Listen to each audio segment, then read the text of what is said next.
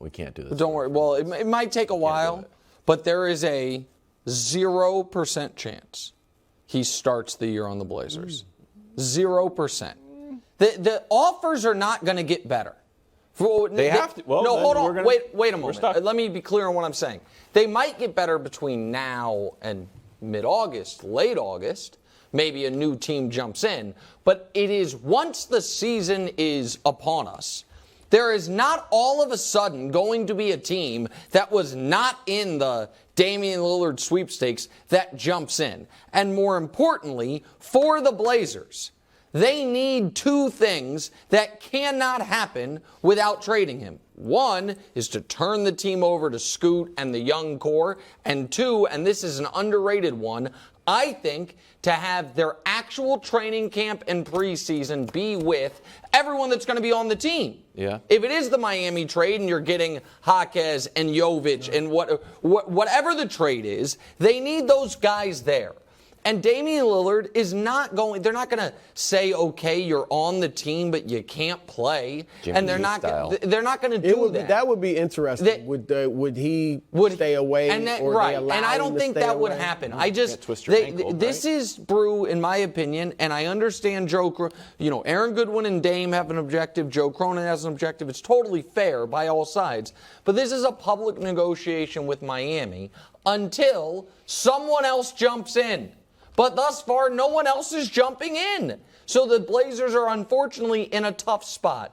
But he's not starting the year. I agree with a lot of what you say. I wouldn't go 0%, though. I would go 2%, 10% or less, something like that. Like I think he does get traded to Miami before the season starts.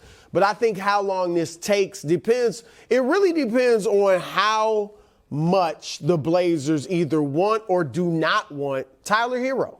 Okay, because if they don't mind getting Tyler Hero, or if they'll we'll take him, he can come off the bench or whatever, then it's just finding a third team to make the draft picks better, right? Mm-hmm. They can get more draft picks with the Miami deal. If they are like, we do not want or need Tyler Hero on the team, then you're going to talk about a 3 or 4 team deal where they not only are getting better draft picks, but they're getting like a young player that they really want. And that's what'll take a little longer to get. I think Cronin he understands he's behind the 8 ball because of Aaron Goodwin and Dame putting it out there that they only want Miami. So I think he's trying to get a little bit of leverage back and taking his time and saying, look, Miami's going to have to sweeten this offer or we're not doing anything. So I do think he gets traded before the season, but I'll say 10% chance or less.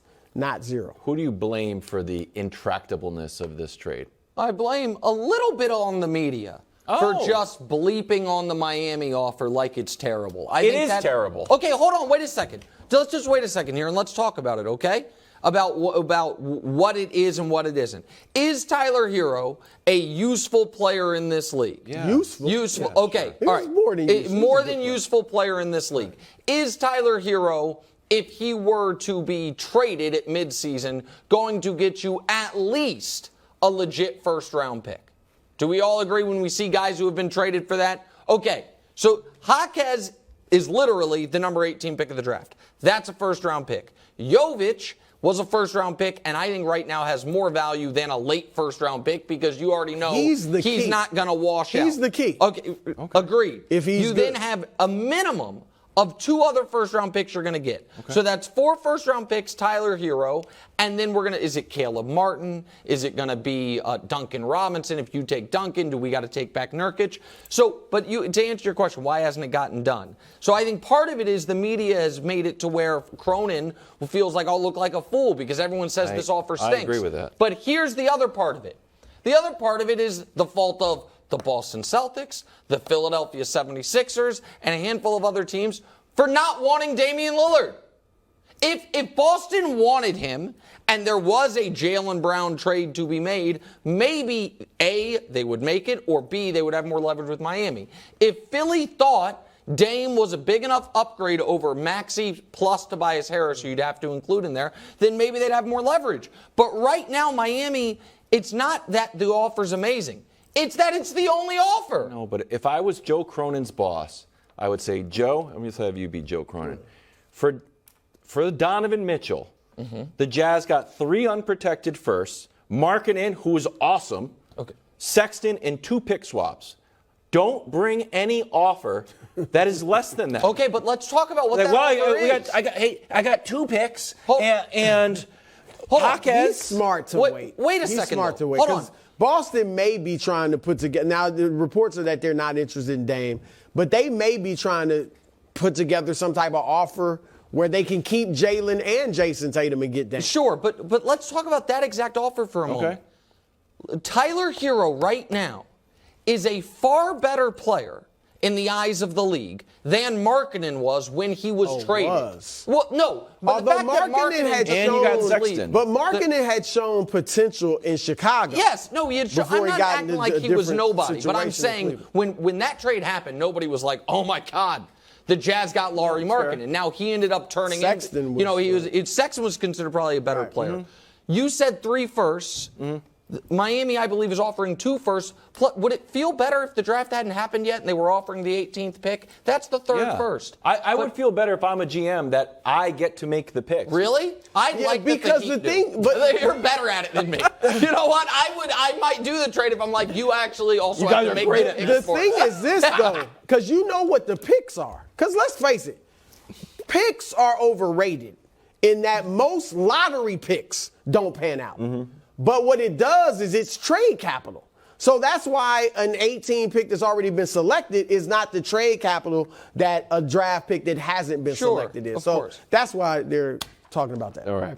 We're turning our attention to Zion. Zion played only 29 games this year, and he crashed Gilbert Arenas' podcast, was eventually given a seat. So this was a good little 15-minute part of the podcast. Brew, is health the only thing holding Zion back? No. It's the main thing. And if he just gets healthy, he's going to be a big-time all-star and play well. All right, put up big numbers. But I also think he needs a little bit of an attitude adjustment. I'm not going to say a major one, but he needs to tweak, to mature, and change his attitude to some degree. And I'm not talking about the baby mama drama. I'm talking about basketball. There's the reports that he doesn't have much of a relationship with his teammates. We saw him before the play-in say, physically, I'm fine. I just, I'm not going to go out there until I can be Zion. What? Get out there and play. And when you're that young, you should be dying to get on the court. The fact that at that age, 22, you have the patience to be like, I'm good, but I'm fine to play, but I can't be Zion. No, you should be dying to get on the court. So I think those adjustments. And then he talked just on that podcast like he knew all the answers. Well, I'm sure he's been working with bands and things like that and stretching. What he hasn't tried is losing weight, and he's been getting hurt every year. So I think he just needs to have a little bit of an attitude adjustment along with staying healthy. So go ahead, Wiles. No, he sounded like a rookie. One of my takeaways was it sounded like he wasn't a guy who had been in the league for a few years. He sounded like, he knows it all, right? Yeah, it's like, no, but there was an element of unknown to it to me. Like naivete? A little bit. That it was just on the heels of listening to, I listened to them all today too, so they're fresh in my mind, of listening to Wembanyama and listening to Zion, and it just felt like Wembanyama's like, whatever Pop wants me to do, I'm 100% committed to this team. Whatever sacrifice I need to make, I'm willing to do it. And Zion's like, it's hard dieting sometimes, and Gilbert Arenas giving him some advice, like, maybe I'll try it just feels all over the place. So my answer is yes, it is health is the only thing holding him back in this regard.